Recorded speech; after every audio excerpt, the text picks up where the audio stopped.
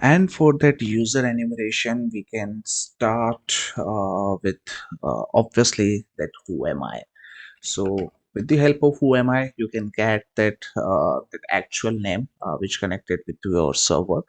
And with the help of ID, we can identify is it like root user or like normal user, or we can identify with that symbol also. Like if we are like we are using like a terminal, and we can see if the dollar sign, then obviously it's like normal user, and if it is in that the hash, then it's the root user.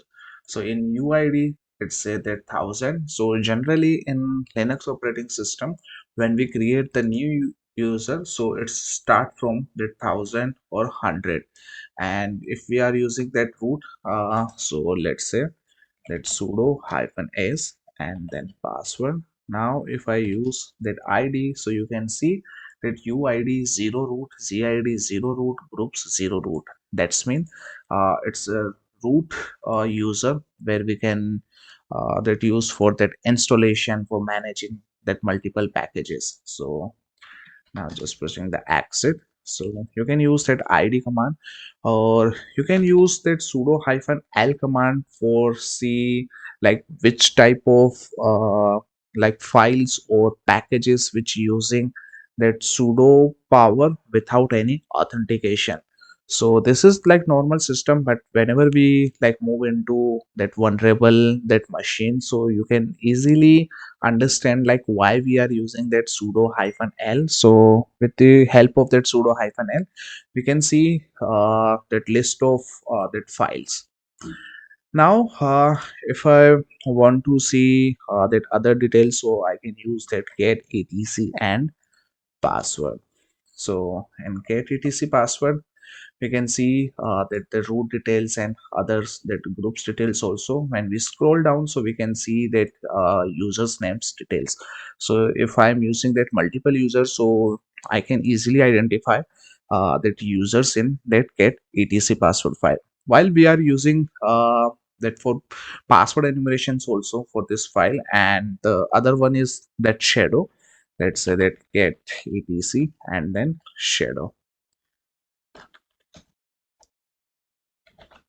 So we don't have any permission, so let's say sudo, and we can see the shadow files here. Now for the enumerations, but sometimes if it is like misconfigured, so we can directly see that shadow file without using any that sudo command. And if I want to filter that password field, so that let's say get etc and password, and with the help of that pipe sign, I use the cut hyphen d then colon hyphen f1. Now I just filter out that result, and just remove that all part. I just only that one that users details like root and that kali and any other users or group I have.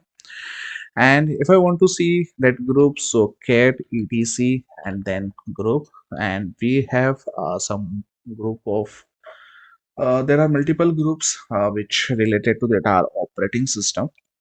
And the most important part in that system and or that user enumeration, which is history. So with the help of history, we can see like any other user or any root user or like any other connected user, because like if we are using that server, so maybe there are multiple people who are connecting or try to connect or just use that server. So with the help of history, we can see like what we have like what they've done. Let's say they just run that get etc password then clear ls hyphen l user bin password clear and so on. So we can see that in with user enumeration.